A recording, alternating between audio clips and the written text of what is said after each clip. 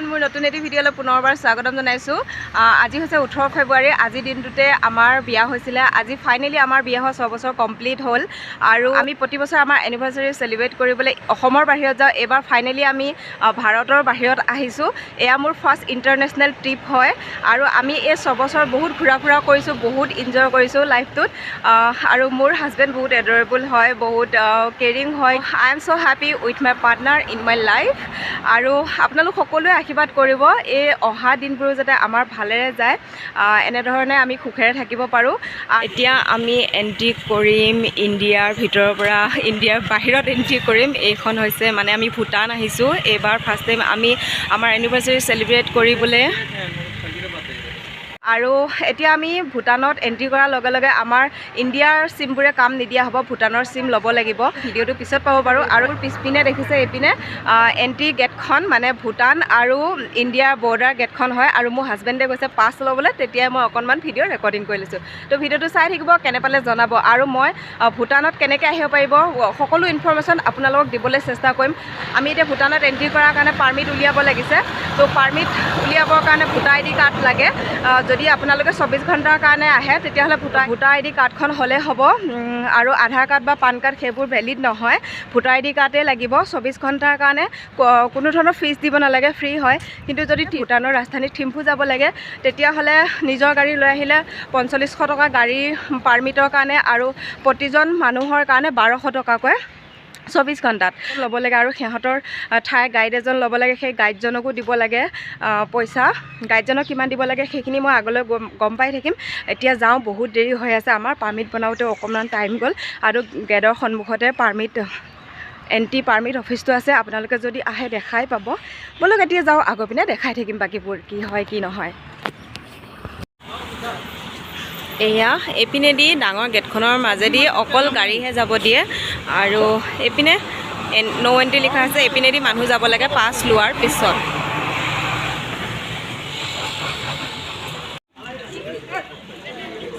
এইখন হৈছে ভূটানৰ এণ্ট্ৰি গেটখন। ফাইনেলি আমি এতিয়া ভূটানৰ ভিতৰলৈ আহি গ'লোঁ আৰু এইটো হৈছে এণ্ট্ৰি অফিচ। এয়া এণ্ট্ৰি অফিচ। আমাৰ পাছ এণ্ট্ৰি হৈ গ'ল, গতিকে আমি ভূটানৰ ভিতৰত সোমাই গ'লোঁ। এতিয়া ভিডিঅ'টো আপোনালোকে পিছত পাব বাৰু। আৰু মোৰ লগত আহিছে মোৰ বা, ভাগিন, হাজবেণ্ড আৰু হাজবেণ্ডৰ এজন ফ্ৰেণ্ড। আমি যিহেতু এনিভাৰ্চাৰী চেলিব্ৰেশ্যন নহয় 5 জন আহিছোঁ। আৰু এওঁলোকৰ এইটো অফিচ হয়, টুৰিষ্ট অফিচ হয় এইটো হয়। আৰু গেটখন চাওকচোন, একদম মানে ইণ্ডিয়াৰ বাহিৰত অহা যেন লাগিছে। আৰু এইবিলাক চব ভাৰতৰ গাড়ী ভূটানলৈ এণ্ট্ৰি কৰি আছে। এইকেইটা আমাৰ লগত অহা পাৰ্টনাৰকেইটা, ময়ূৰী বা ময়ূৰী, মোৰ হাজবেণ্ড আৰু ব'লা উঠা।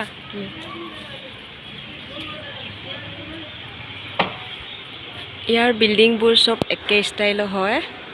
তো এইখনে হৈছে চামৰুফ জংঘা টাউনখন। আৰু ইয়াৰ পৰা থিম্ফুলৈ যাব নোৱাৰি, থিম্ফুলৈ বেলেগ এটা ৰাস্তাই দি আহিব লাগে। আৰু এইটো মনেষ্ট্ৰীটো তাত আছে, তাত যাওঁ এতিয়া আমি মনেষ্ট্ৰীলৈ।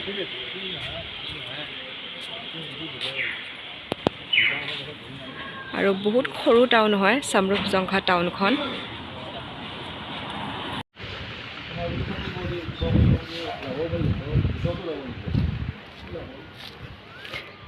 এইখনেই হৈছে চামৰুফ জংঘা টাউনখন। আৰু ইয়াৰ পৰা থিম্ফুলৈ বহুত দূৰ। এইবোৰ ফ্লেগ আৰু বিল্ডিংবোৰ দেখাত ধুনীয়া। আৰু আমি ইয়াতে ট্ৰেফিকৰ গালিও খালোঁ একচুৱেলি। গাড়ী ৰখা ৰুলটো নাজানো, যিহেতু এইবোৰ গাড়ী যেনেকৈ হোৱাইট চিন মাৰাৰ ভিতৰত ৰাখি থৈছে তেনেকৈ ৰাখিব লাগে, কিন্তু আমি ৰুলটো নজনাৰ কাৰণে ট্ৰেফিকৰ পৰা গালি খালোঁ। আৰু এতিয়া এইটো এটা মনেষ্ট্ৰী পাইছোঁ, তো মনেষ্ট্ৰীটোলৈ গৈ আছোঁ আমি। মনেষ্ট্ৰীটোৰ ভিতৰলৈ গৈ আছোঁ।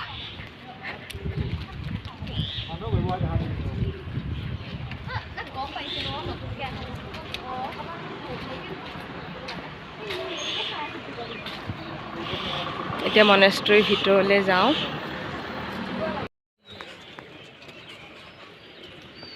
গেটখন এনেকৈ ৰ'টেট হয় সোমাব হ'লে। আৰু ইয়াৰ ভিতৰত